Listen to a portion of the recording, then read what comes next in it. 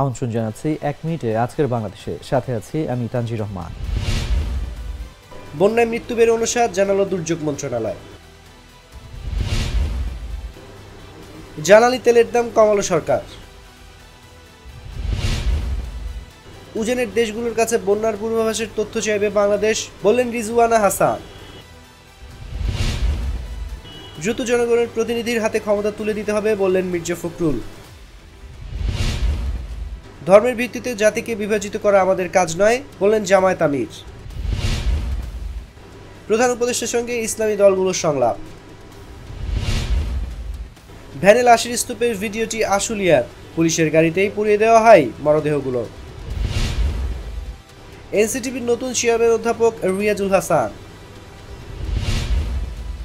দুর্নীতি রোধে ব্যর্থতার পরিচয় দিয়েছে দুদক, বললেন ইফতেখারুজ্জামান। 228 মামলায় খসরু পরোয়ার সহ 3056 জনকে অব্যাহতি। এখানেই শেষ করছি 1 মিনিটের আজকের বাংলাদেশ। এতক্ষণ সঙ্গে থাকার জন্য ধন্যবাদ সবাইকে।